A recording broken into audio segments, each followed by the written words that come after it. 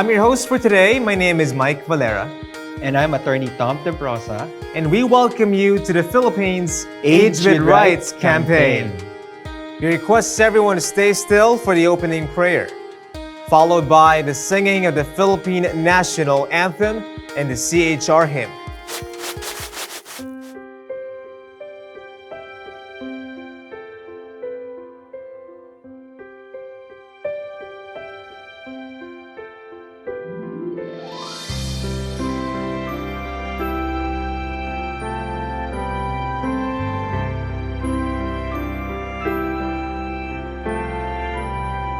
Dakilang may likha sa kalingat pang-unawa,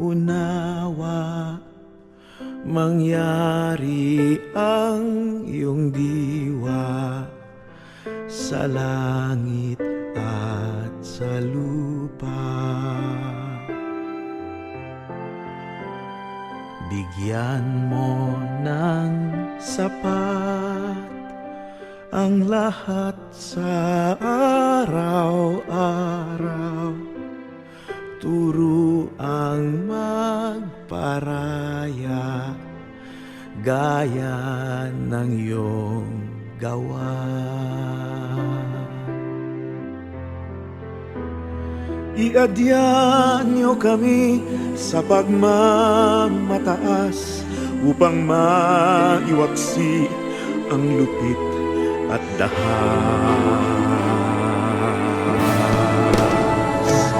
at samahang lumikha ng pamayanan payapa sa kalikasan, kabuhayan, kakanyahan, paniniwala.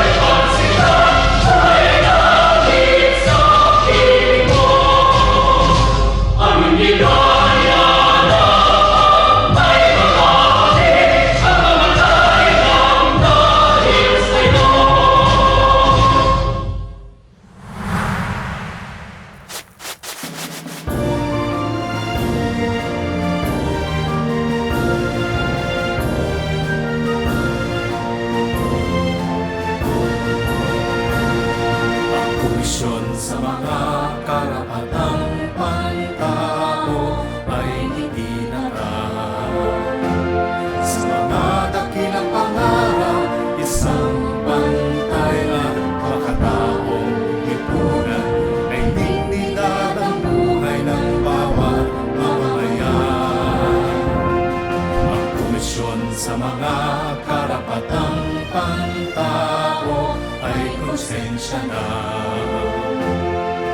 Pamahalaan at mamayan, ilaw at gabay ng katotohanan, tungo sa isang lipunang makakaluhan. Kung kaya mula ngayon ako ay di mananahimik, ako'y di mananahimik sa paniniil, aking itataguyod mga dakilang ating komisyon sa mga karamanang pagtao. Kaya mula ngayon ako ay di mananahimik, ako'y di mananahimik sa paniniil, aking itataguyod mga dakilang adhikain ng komisyon sa mga karamanang pagtao.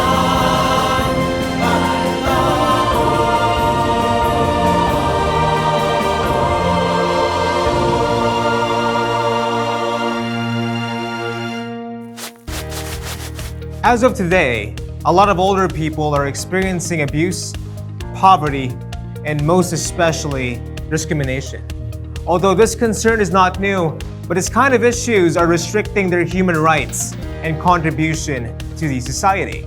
The Global Alliance for the Rights of Older People launched this campaign, Age with Rights, to amplify the voices of older people and civil society organizations. This global rally is a key part of the Age with Rights campaign, which aims to raise awareness for stronger protection and promotion of the rights of the elderly or older persons. For us to even get to know more about today's global rally in the Philippines, I'm very privileged to introduce to you our co-host for this event, none other than Commissioner Karen S. Gomez-Dumpit for her welcome remarks. Thank you so much, Mike and Attorney Tom. We are all facing an aging world. No nation is spared by the phenomenon of aging. The Philippines, while a relatively young country, will have an aging population in the next 10 years or so. Older persons are among the most vulnerable in the world. Vulnerable to abuses, to neglect, to the lack of social pensions, to many other human rights abuses and violations. Ageist views are prevalent in this pandemic. Older persons have been discriminated due to ageism, existing social structures, and societal practices. Restrictive lockdown policies failed to consider older persons' specific health conditions, living situations, and other diverse attributes.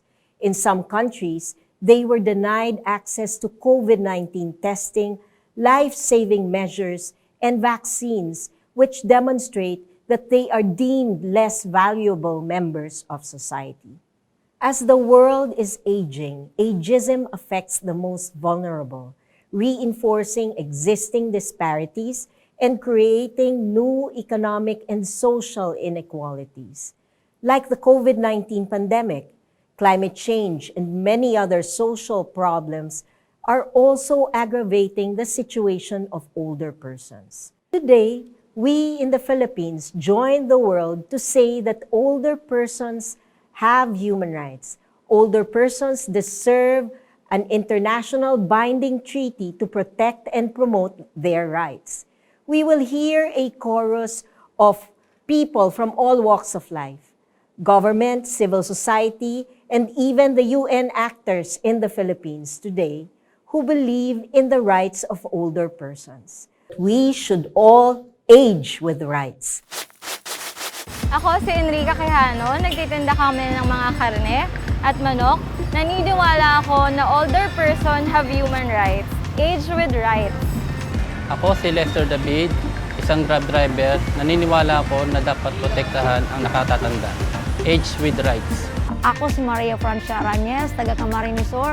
Kailangan natin protektahan ang mga nakatatanda. Age with right. Ako po si Arnel Bokbok, isang seaman. Naniniwala ako na dapat protektahan ang mga nakatatanda. Age with rights. Hi, my name is Avril Morales. I am a grade 12 student and I believe that older persons have human rights. Age with rights. Thank you very much, Commissioner Karen. We're all inspired by your speech. Absolutely. And Commissioner Karen, one term that you highlighted throughout your amazing opening remarks is ageism. Could you explain a little bit on what this entails and why it's important for us to tackle this issue? Well, ageism is similar to other isms like racism. We can always appreciate what that means. But basically, there are three aspects to that. Of course, the first is how we think, and that entails stereotyping of older persons, for instance, or younger persons, because ageism affects everybody. And the other one is, of course, how we feel, and that's prejudices against a person because of their age. And the third is really the manifestation of how we think and how we feel, and that now becomes discrimination because that's how we act towards a person of a certain age. So, for instance, if you say, oh, you're old already, hindi ka na pwedeng magtrabaho, o di kaya matanda ka na, pabayaan mo na yung iba, leave it to your children. Or if you're very young, for instance, oh, you're still very young, you can't do that, etc. So that's ageism. Ageism affects everyone. I love what you said. Ageism affects everybody, regardless of your age now or your age in the future. And that's exactly why this is something we have to tackle. Absolutely. Commissioner Karen, in the Philippines, are there many manifestations of ageism, especially now that we're facing COVID? Well, of course, no? Like restrictions. Restrictions in movement. There were policies that came out that said if you're above 60, you cannot go out. But there is, of course, an exception to that. If you're doing essential work or if you're availing of essential services. But the problem with that is when on the ground, you see supermarkets saying no to older persons because they're more than 60 years old already. So these are things that we must be able to address because it comes out as discrimination. Because it's a single criterion of age that does not allow you to exercise your rights, to access essential services, go to the supermarket to get your food. So it's also stereotyping and generalizing that older people are taken care of by their families and they have people to go out for them and buy their medicines and all that. We cannot treat older persons as just one face. Iba-iba ang mukha ng mga nakatatanda sa atin. So kailangan nating tugunan yun para magkaroon tayo ng patas na access sa lahat ng serbisyo na ino-offer ng ating gobyerno. Absolutely. And this is why this campaign is really important. It helps to increase awareness about what is happening now, because it is an issue even here in the Philippines. Yes. To get you excited about the Age with Rights campaign, let us watch this short video about the situation of older persons in the Philippines.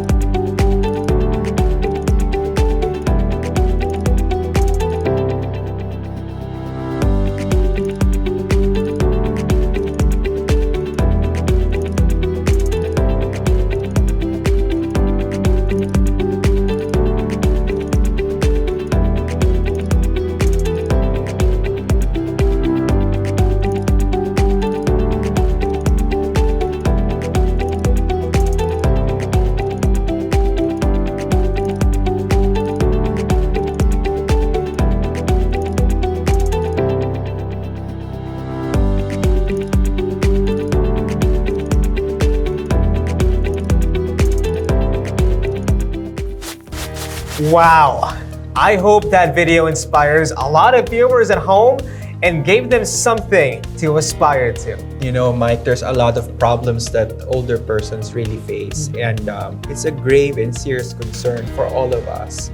Commissioner Karen, for you, what are the top problems that older persons experience in the Philippines? Well, basically, we talked about it earlier. It's discrimination. But then the manifestations of that could be, let's say, not being able to access healthcare. Because we all know that as we age, there may be problems with health. But then we want to campaign for healthy aging. There's also the phenomenon of elder abuse. We still don't have a law on elder abuse. But we must be able to study it, because where will older persons go if there is abuse in the home and then we don't have facilities that will take care of them? We don't have the manpower to be able to assist them. And then the third, of course, is perhaps one of the things that beset everyone today, no? It's because of not being able to preserve the wealth, not being able to save enough money, and pensions are not enough. They will never be enough. So we need to ensure that when we get to that age where we retire, we need to be assured that there will be pension, we can rely on them, and we can live, have a living wage when it comes to our pensions or any other source of income. It is unfortunate that, as you've said, older persons tend to be neglected. And I think considering the fact that we will all reach that age, at that point in our lives, this is something that affects each and every single one of us. Yes, correct. So it's really something that we need to talk about, no? Not because we're still young. I mean, you guys are still young. I'm getting there sooner rather than later with all of you. But one of the things that I always tell young people is imagine yourselves. You're 25, you're 30. Imagine yourself when you're 60, 65, 70. How do you want to live your life when you reach that age? You want to be comfortable. You want to be assured that even if you're retired, you have savings and you have the ability, the capacity to be able to enjoy life. Because the assumption is you're going to stop working. But what about others who have not preserved the wealth? They should be able to have that capacity to be able to work. Because not all older persons can retire with enough funds. So these are the things that we really need to talk about. So if we want to be able to age in dignity and rights, to have rights intact when we're old already, we should be able to ensure that people are aware of these things that are happening now. We want to be led to a future that we want. We want to get old, but we want to get old happy and also well-resourced. Older persons are not liabilities and hopefully reach a point in time that they're not treated as such. And just to add, I hope that the law will also be able to protect older persons.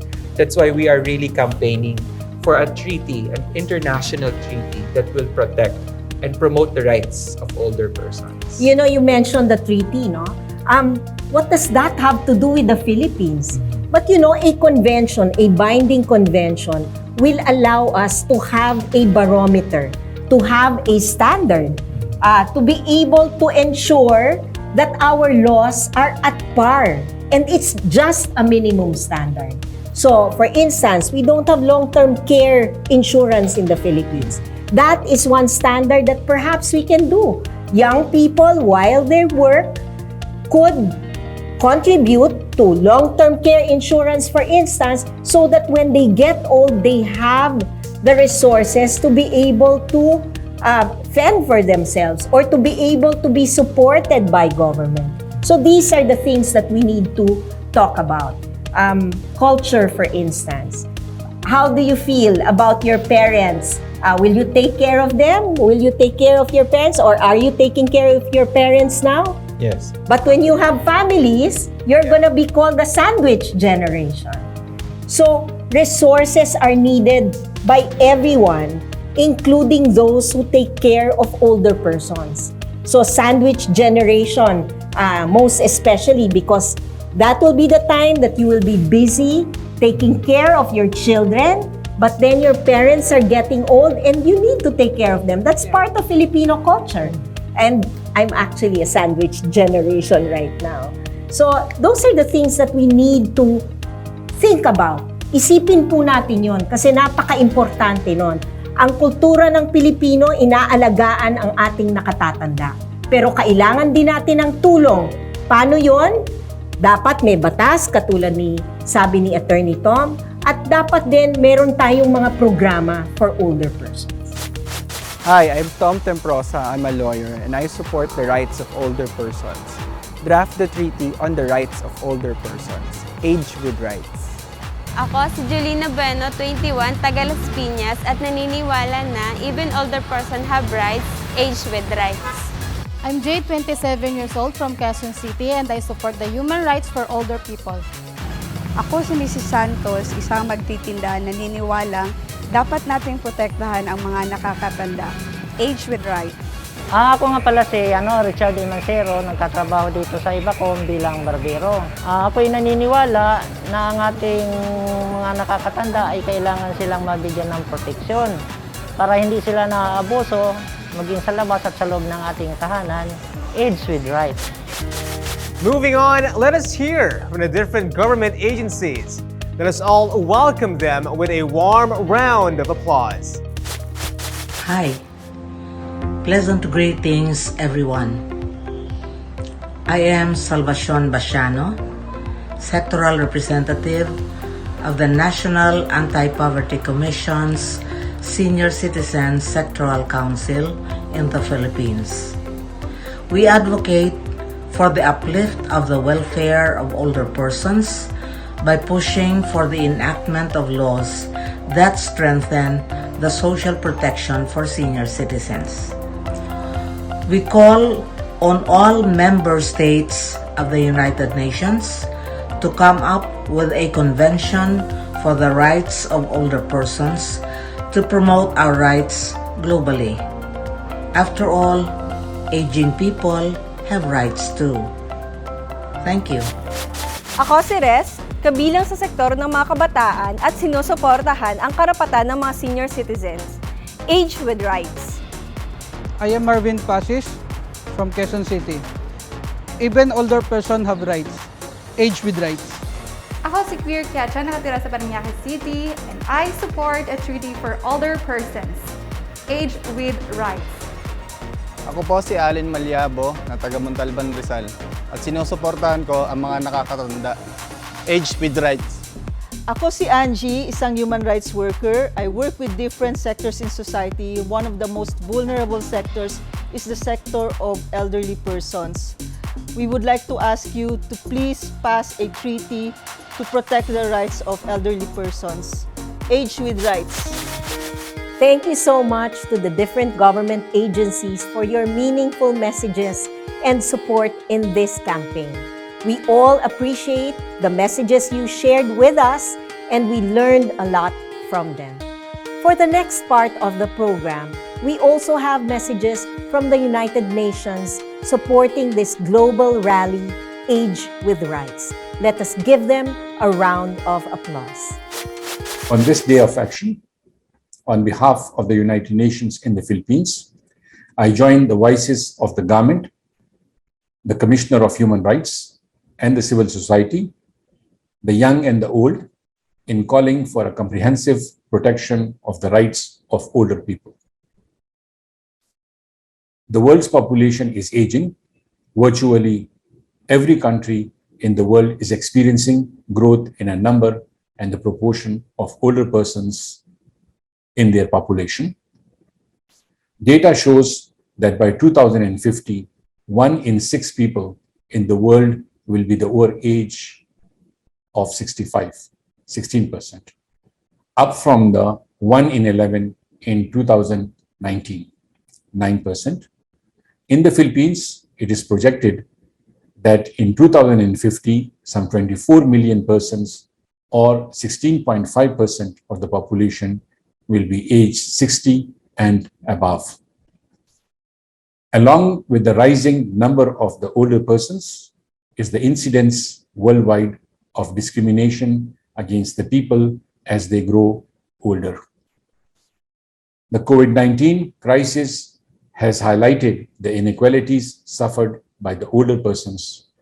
It has exposed protection gaps, age-based discrimination, lack of social protection, access to health care, and the failure to ensure participation and failure in the protection from violence, neglect, and abuse. International human rights instruments implicitly protect the rights of the older persons, just as they protect the rights of all of us.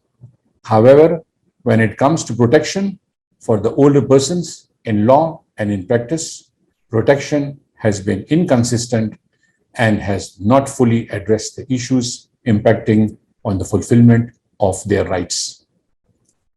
The Philippines is among the countries that has made commitments to protecting the rights of older persons.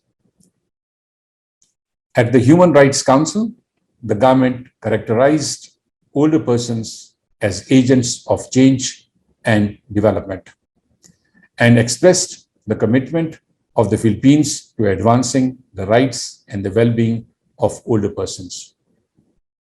Initiatives such as the expanded Senior Citizen Act and efforts to broaden universal health insurance for senior citizens are positive steps. The Philippines has also conveyed support for a legally binding instrument on aging to ensure that the rights, needs, and well-being of older persons are promoted, protected, and fulfilled.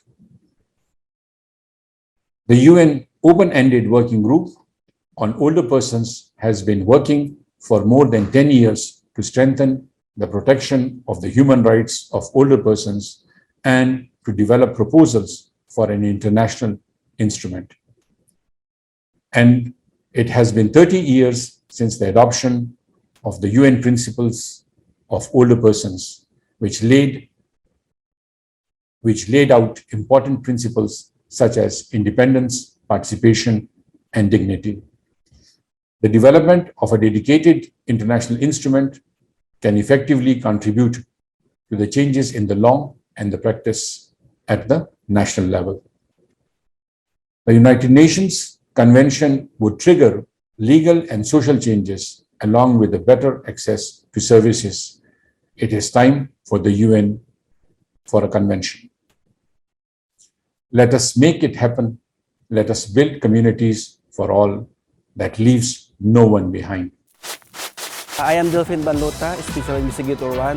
On behalf of the Commission on Human Rights National Capital Region, we protect and support the rights of older persons. Hi, this is Eliza Das. I am a student and I support a treaty for older persons, Age with Rights. Ako si Richmond Napalya, nagtitinda ng general merchandise. Naniniwala ako na dapat protektahan ang nakakatanda, Age with Rights. Ako po si Catherine Clemente from Quezon City, Philippines at sinusuportahan ko po ang karapatan ng mga nakakatanda. Hi, my name is Richard Menchua, Security Officer 1.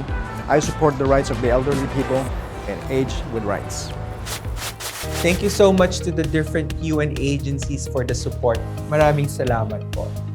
And it's not just government, UN agencies that actually want to help advocate with the Age with Rights campaign. Also, different groups in society care about the rights of older persons. For the next part, we will hear messages from civil society organizations. Let's give them a round of applause. Hello, I am Ging Cristobal from Outright Action International based from the Philippines. Together with other human rights activists, I support the global rally for the rights of older persons, simply because they are members of our human community. But sadly, older persons experience violence, abuse, and discrimination because of their age. The experience of violence is compounded when they are also targeted because of their sex, their disability, their race, their ethnicity, and because of their sexual orientation, gender identity, gender expression, and sex characteristics.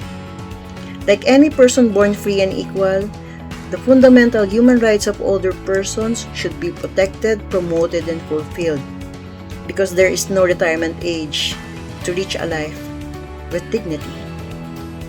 So I support the UN Convention on the Rights of Older Persons since this is a vital human rights instrument to protect the rights of older persons under international law.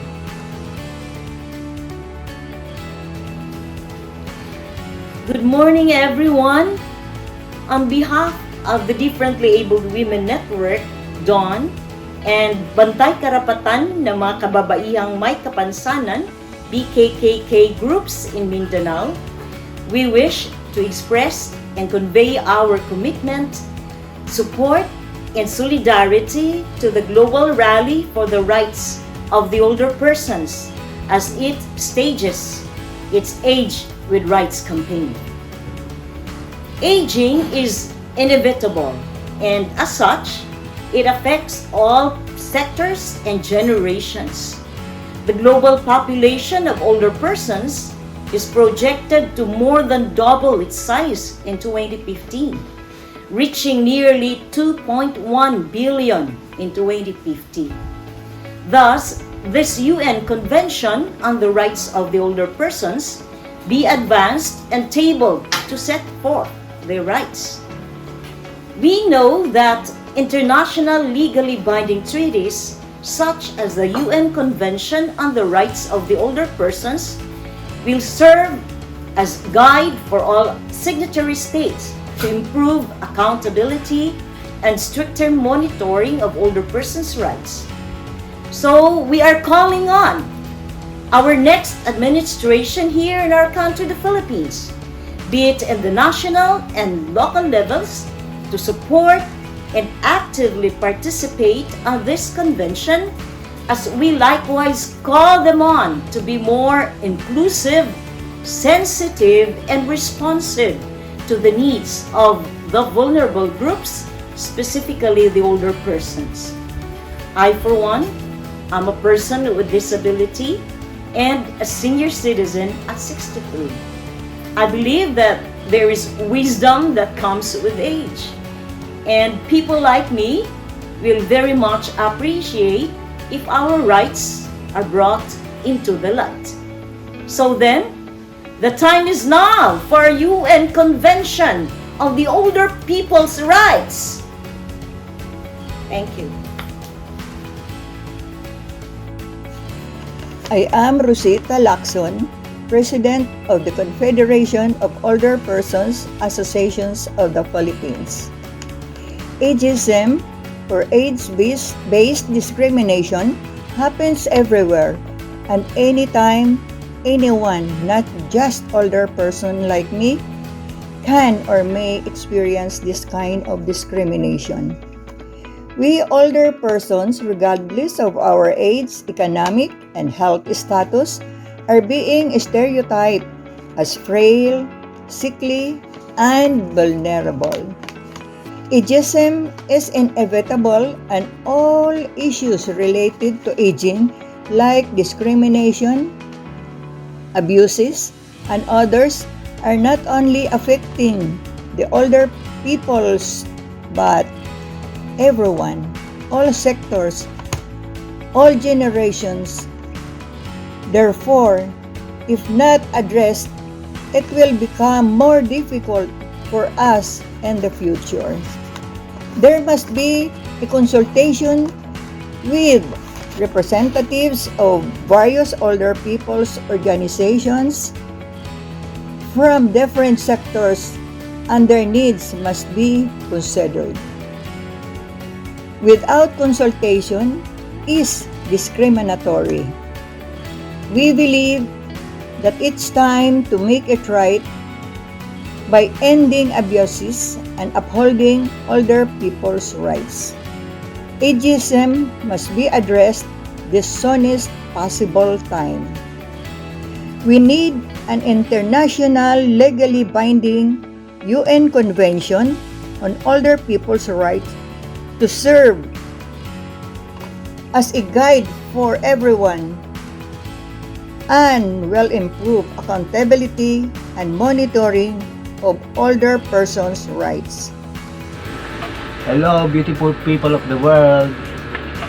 I am Ray Rabago.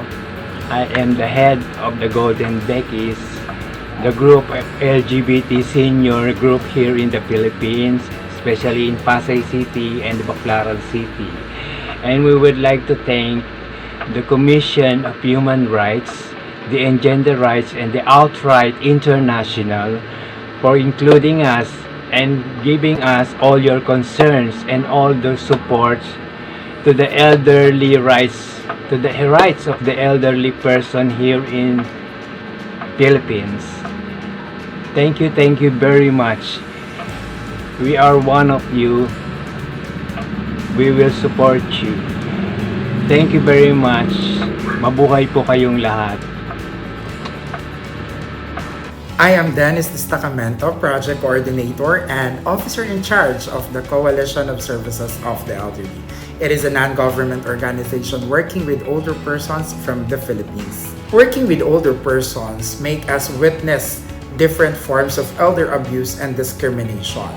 The discriminatory and abusive acts towards older persons affect their lives, their safety, and access to basic and government programs and services. Progressive change must be done, and UN Convention on the Rights of Older Persons must be adopted.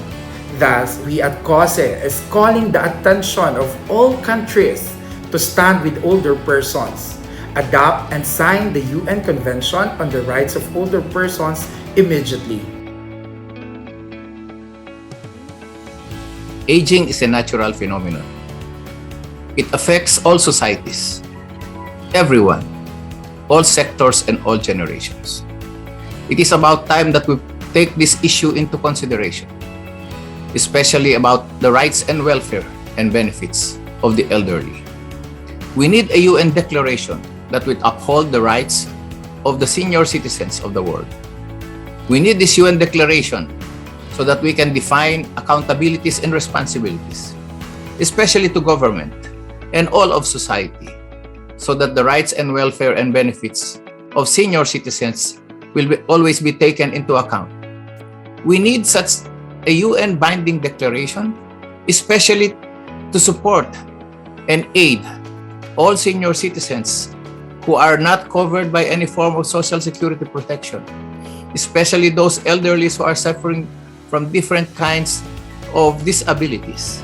A UN declaration that would define and develop programs for everyone to follow. This is Floro Francisco, Seniors for Seniors Convener, the Philippines. Thank you so much to everyone who sent their messages of support for this campaign, Age with Rights. It's so nice that more and more people are getting aware about the global campaign for older persons. This is our humble contribution to the global campaign. For the closing remarks, I would like to introduce again Commissioner Karen Gomez-Tumpin. Thank you for joining us in this global campaign. From the Philippines to the world, we call on everyone to support a treaty on the human rights of older persons. We call on the open-ended working group on aging to draft the convention now. This is a process at the level of the United Nations. We are firm in the position that a convention on the rights of older persons is crucial to combat ageism and age discrimination. This binding instrument ensures that the human rights-based approach will recognize older persons as rights holders and exacts accountability from duty bearers who have the obligation to create an enabling environment for all older persons to age with rights and in dignity throughout the life course. Thank you to everyone who support and will continue to support our campaign. Again, older persons' rights are human rights. May we all age with rights. Maraming salamat po. Lahat ay sumayaw, sige walang titigil.